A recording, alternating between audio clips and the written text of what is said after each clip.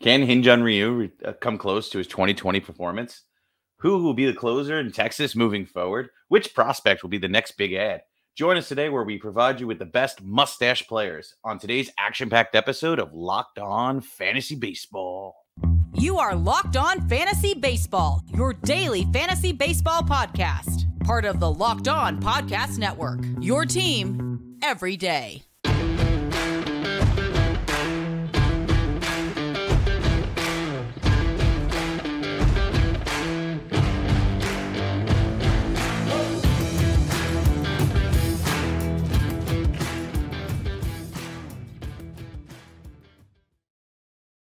Hello, fantasy baseball fanatics, and welcome to the Locked On Fantasy Baseball podcast, brought to you by Locked On Sports Network, your team every day. As always, we're your number one source for fantasy baseball knowledge, and thank you for making us your first listen each and every day. I'm your host, Matthew Ane. You can find us on all social media platforms and podcasting apps. Please leave a 5-star rating and review on Apple or Spotify or wherever you may listen. And if you're watching on YouTube, make sure you click the bell below to subscribe to the channel so you get notified every time we launch an episode. Also, guys, we have a great way. If you really are liking the show and you want to help support the podcast, please subscribe to us on Subtext, where it's a more in-depth personal experience with us here at Locked On Fantasy Baseball. All right, guys, we got a fully loaded episode today. It's a really good one, actually. Our mustache players for the week, whether it's prospects or all things under the sun. But, we're going to get rocking and rolling here. And I think we have a great name to start with, and that's Hyun Jin-Ryu.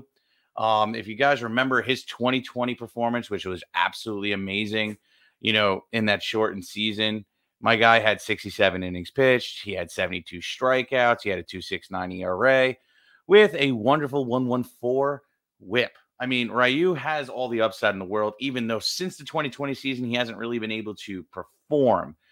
Honestly, I still think he's going to bounce back. I mean, I think if anything on the low end side for his, floor, probably looking at more 2021 where he had a 4.37 ERA through 169 innings pitched, which clearly he's not going to get through that. And what I could say too is probably going to be a rough start to him since he's coming off the Tommy Johns. Now, the reason why we're talking about him is not because, I think he's going to be the next thing. He's going to return to glory, but can he provide some serious impact on your fantasy team with the pitching landscape that it is on the waiver wires right now? So my answer to that is yes. And the reason for that is because he's done it in the past. And Ryu on, Toronto, I think has a lot of upside, just being that the wins could be there. And also just the fact that I like Wright. I'm not even going to lie. Right now, here's the updated news on him. He's going to begin his minor league rehab assignment. So he's probably going to need a few, probably going to be a little loosey-goosey, but here's the thing to look out for. All right. If he just starts outright dominating and, looking like, his old self, then boom, he's obviously a must add. But even if he's not, I mean, you might as well add him, see what happens and go from there. I mean, you can add him right to your IL in most leagues. And I think that, it would be smart of you and behooved of you if you do so, just based off of the fact that the upside. But I'm going to stop talking in circles about Ryu. You could clearly see I like the kid. And we're going to move on to another pitcher that's on the IL. And that's Mr. Kyle Wright. We've talked about him quite a few times. Kyle has a lot of upside in just the form of, look what he did last year, right? Like, we all hope that he can do what he did last year in 180 innings. He had 174 strikeouts. He had a 3.19 ERA with a 1.15 whip. Like, I mean, that's all why we drafted him pretty high. Like, I drafted him almost in every league. And unfortunately, right before the season started, he had the shoulder injury. He didn't look so hot coming back. And then it was, hey, the shoulder's acting up again. So, like, I think that honestly, his poor production in the beginning of the season was all just a part of the shoulder still being there and nagging him. Now, let's hope that, they take a little bit more time and that, he can really get himself right, because I think Kyle Wright is an excellent talent. So the outlook for him, for at least me, for how I'm going to assess this situation is I'm kind of, if I have the IL spot, I'm going to add him. And I'm going to hold him for as long as possible and pray that I don't have, a bunch of injuries pop up on my team, which you never want anyway. You got to pray and you hold him for as long as you can. And if you get him when he returns, you're able to hold out that long, which I'm thinking probably end of July, maybe the beginning of August is what I'm kind of gathering from what I'm reading. But we shall see. I can be wrong, and it may be September. But anyway, what I think he could do once he comes back is be a stud, be that influx of talent that you need in that rotation to really help you take it to the Everydayers Championship. So really check out, Kyle Wright. But let's move on here. Let's talk about Mr. Edward Cabrera. Now, he's another one, up and down all season. I mean, quite honestly, he was very frustrating. I really thought a lot better of him coming into the year, but we all knew the ups and downs of the roller coaster that is Edward Cabrera, because, I mean, last year, he had moments of genius and then he flopped. But last year, he did put it together with a 3.01 ERA. He had 71 innings pitched, and he had 75 Ks with a 1.074 whip. And now the indicator of where, you saw where he could have kind of flopped this year was his FIP, fielding independent pitching. It was a predictive stat. His was 4.59, literally a run and a half higher than his actual ERA. So he was pitching well above board. Now, this year, his FIP, again, fielding independent pitching, is a 4.49, and his ERA is a 4.70.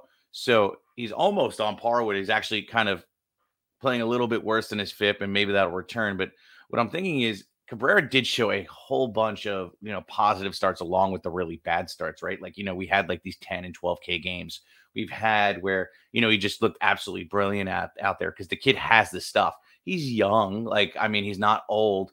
Being that he's 25 years old, we forget that too. We're just growing impatient because he's already been in the league, 3 major league seasons since 2021. I would hope that he's able to take that step forward. I would hope that Cabrera has some stuff going on where he's able to fix it. So that's what I hope we're going to see moving forward. So I think Edward Cabrera is a must stash right now, just based off of the upside of the strikeouts. And you know what? Worst case scenario, he comes up, he starts 2-3 times, and he still looks how he did in the beginning of the season, where it's all funky and messy, and you just drop him. I won't blame you. But, I mean, again, you may not also run out and have to go add him now, because everybody's probably fed up, and you're probably looking at me with your eyes rolling, skipping through this take. But if you've stuck around this long, I'll tell you what. If he does hit, if he does do what I think he was going to come into the season and do, he may be, somebody that can lead you to the Everydayers Championship as well. A lot of these guys are all going to be high upside and, with really, really, really, really basement floors. Like, it could be really volatile in terms of where this all can land. So, I mean, I get it. But you know what? You gotta just shoot your shot at this point. It's all about getting to the show, which is the playoffs, right? And how do you manufacture that? These guys can help you manufacture those wins if they hit. How do I put this? You're all looking to, scratch the lottery ticket and, win $1 million. These are my lottery tickets. These are my scratch offs. And, Edward Cabrera seems to be, based off of, history and what he's done and what he can do, it seems like it's a good bet. And this is a better bet than going to the store and buying a scratch off. But let's move on here. I've talked enough about Edward Cabrera too. So about Mr. Jose Quintana, another name this year that I just wasn't sure if I was going to talk about at all either. My guy is coming back soon. I think that, quite honestly, he can provide somewhat of, some value here. Last year, he did really have a good year, but I'm not going to count on it, right? In 165 innings pitched last year, 137 strikeouts. He had a 2.93 ERA with a 2.99 FIP, which is really nice, actually, and a 1.21 whip. Like, I mean, those are really solid stats. He was not really playing above board or below board. He was really kind of on par with his FIP, which is something that, you could see I clearly trust. And, Jose Quintana has been, somewhat serviceable and was a good pitcher at some point in his career where, for his first, 1, 2, 3, 4, 5 years, he's really put it together. And then, he had a bunch of bad seasons. But I mean, Quintana's always been injury prone and all this wonderful stuff. But I feel like, hey, why not? Again, he's the same reason we're talking about everybody else in this episode. You got to shoot your shot. How am I going to, make my rotation, have that leg up on everybody else? He may be that guy. He's one of the lower tier guys, in all honesty. Like, I'm not just like, oh my God, I'm running out to get there. No, I'm going to wait until he gets is getting the, hey, I'm coming back from injury to almost add him. But, what's the difference? Keep an eye on him, put him on the watch list. And if he does come back, then, hey, he's worth an add.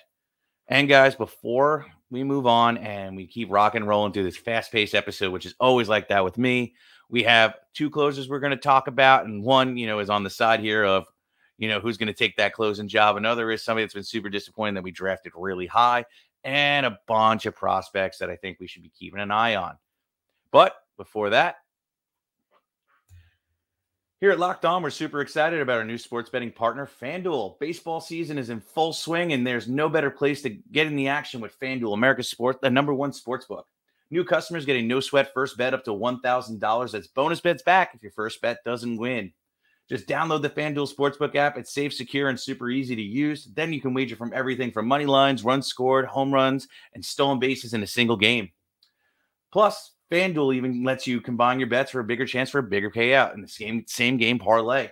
So don't miss out on your chance for your no sweat first bet up to $1,000 and bonus bets back when you go to FanDuel.com/lockedon. That's FanDuel.com/lockedon to get started today. Make every moment more with FanDuel, the official sports partner of the MLB.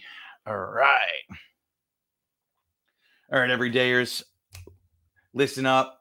We have a new and exciting thing about our podcast we need to talk to you about. Something that you really can help support the podcast to keep Dom and I going.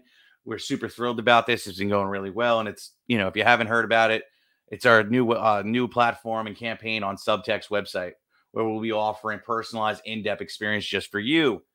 By subscribing to Locked On Fantasy Baseball on Subtext website and becoming a member of the exclusive Everydayers Diamond Club, you'll gain unlimited access to us through one-on-one texting conversations. As a part of the Diamond Club, you'll receive instant alerts and expert opinions on prospect call-ups, injuries, detailed waiver wire recommendations. But that's not all. We'll also be promptly answering all your fantasy baseball questions here and talk about fantasy baseball whenever you'd like. It's actually really great. I love getting to know you guys. It's been really great. Honestly, I love everybody who's already a Diamond Club member. It's awesome getting to know you guys.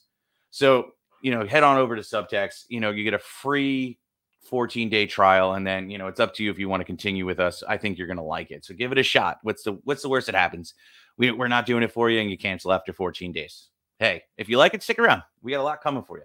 But if you want to find this, the link is in the description below. It's in our link tree on all our social media platforms. Give us a check out. And honestly, too, if we're not doing something for you and you're already a Diamond Club member, send us a text. Let us know what we can do better. Because the whole point of this is to personalize it for you. So that's what we do here.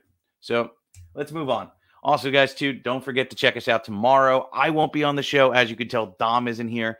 So I'm not available on the holiday, which is when we record. So happy 4th of July to everybody. Dom will be rolling in since my guy is, unfortunately be working and not enjoy a few cocktails, unlike me. And I don't feel like providing that kind of content for you while I am in not the right state. So with that being said, guys, let's move on. And it sounds like my daughter has come down the stairs, so don't mind a little whining and groaning in the background. All right.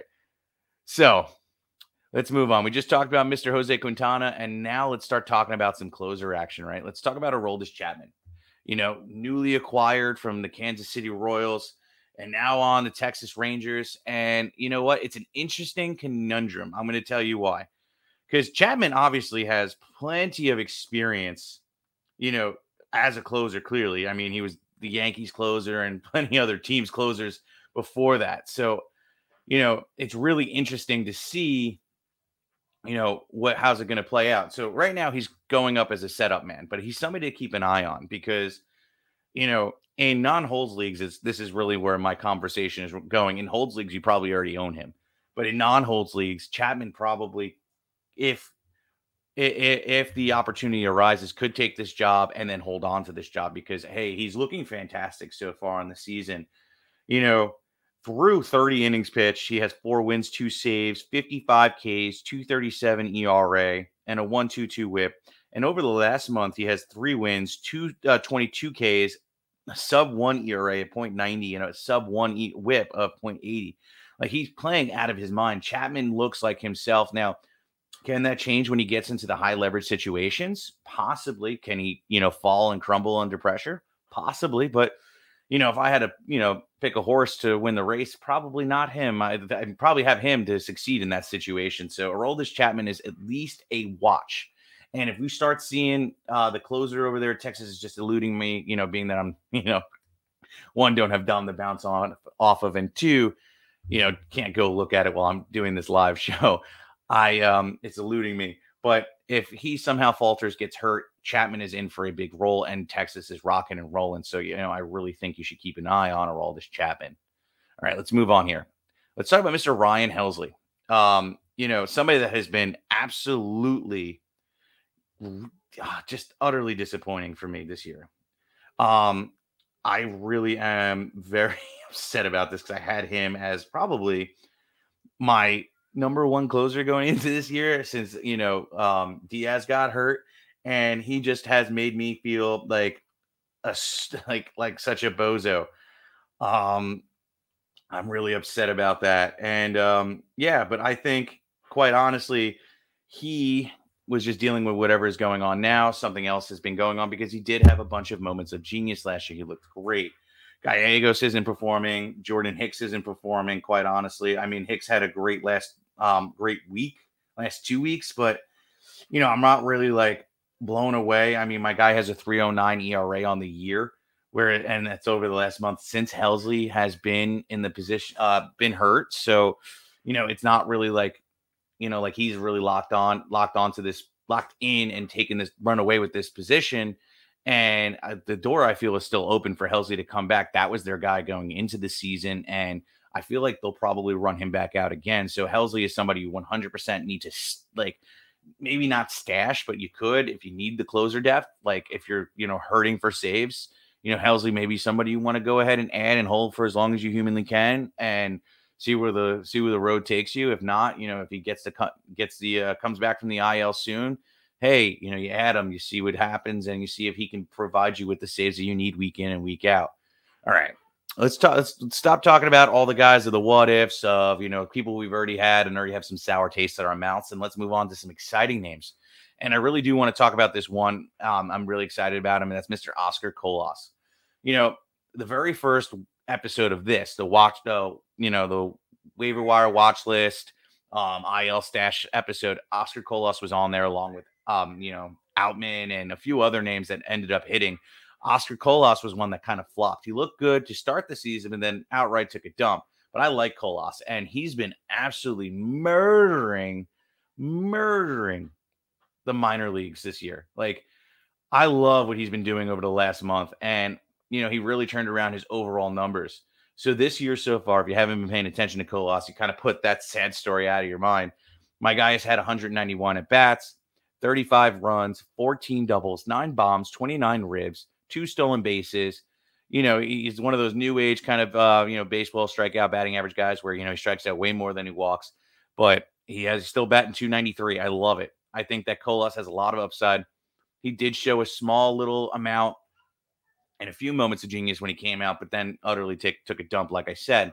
So Colas, I think, has the upside to come in and take the job because, there's nobody really performing there. I mean, the White Sox really do need somebody to come in and take that last outfielder spot because, they're looking like, between Eloy and Roberts that they're starting to heat up. And if Colas can come in and just add to that, White Sox can really turn it around. I low-key, if you can't tell, I love the Eloy and Roberts, and I love the White Sox team in general.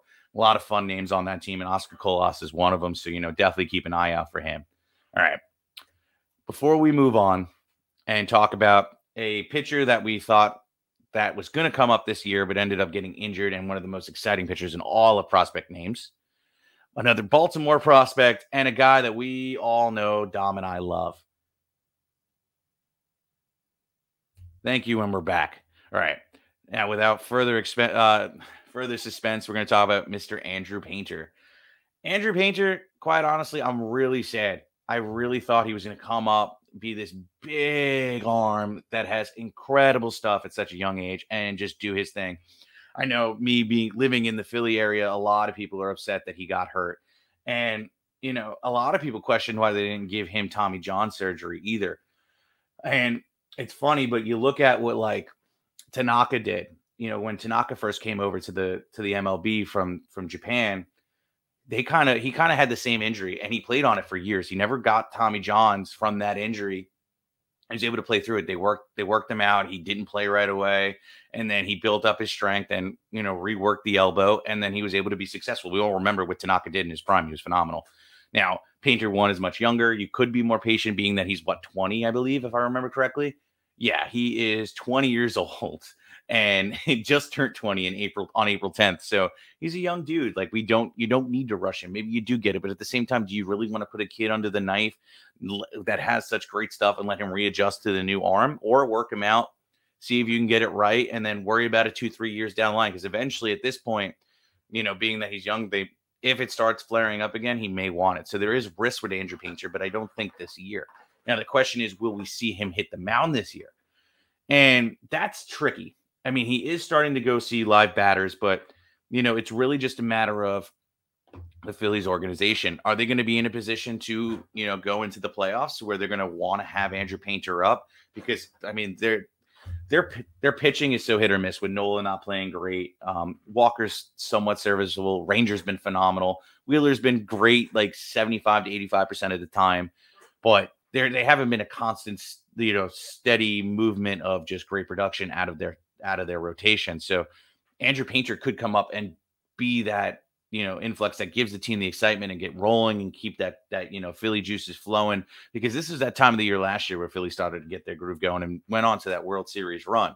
So if they start flowing and, they say, okay, we really need to get a fifth arm in this rotation, and Andrew Painter's looking right, and he's, no setbacks, this is a real long stretch. This is like, scratch offs are all scratch offs, but Andrew Painter could get that call up, and then right before the season ends, where they're trying to make that wild card push, and man, we could see some serious value for him, for us especially, to go and make that everydayers championship push. So Andrew Painter can 100% get that call and get that cup of coffee this year and possibly get you a championship. But let me also bring it back. Let me digress and say, hey, he's still a rookie. There's no guarantee he's going to translate.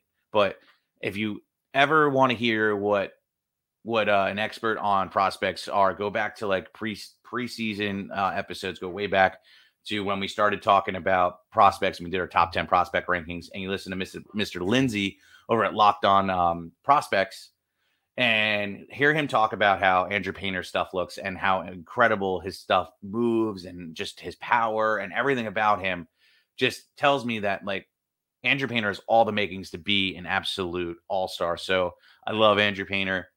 Keep an eye out. Wouldn't stash him right now, but unless we start hearing he's starting to, get his everyday roles and we start hearing some grumblings. But hey, who knows? It's up to you. I wouldn't blame you if you stashed him now. But let's move on here. Let's talk about Mr. Colton Cowser. Colton Cowser, great prospect. I do like him a lot. He is performing right now too. I mean, in 2023 so far, he has 203 at-bats. He has 54 runs. He has 10 doubles, a triple, 10 bombs, 40 ribs, 7 stolen bases, walking almost as much as he's striking out, 48 walks to 60 strikeouts. Great numbers. And batting .330 right now on the year. His OPS is 996. Like, Colton Cowser is having himself a season.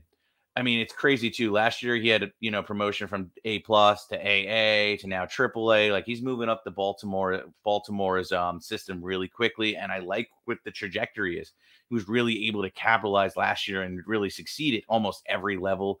AAA was a little bit of a struggle, but he was going up, 3 levels last year. You'd expect him to, with only a .219 batting average. But it's funny, though, he still had 5 bombs in that short stint and 105 at-bats in that AAA of last year. Then he comes in for a full season, gets the 10 bombs, hitting .330, looking great in 203 at-bats. Like, he's looking great. And he's kind of on pace in terms of that home run numbers from last year, because in 105 in AAA to now 203, and he has 10. It's double the home runs. Like, Cowser can show you that he has a little pop in his bat. And honestly, I think the pop could be more than just a little, with 19 total last year across 3 promotions. I mean, if he were to just get used to the competition and just roll, I mean, Colton Cowser could put up 25 home runs at a min. He looks like he can hit for batting average. Like, the kid has the stuff and has all the makings of being it.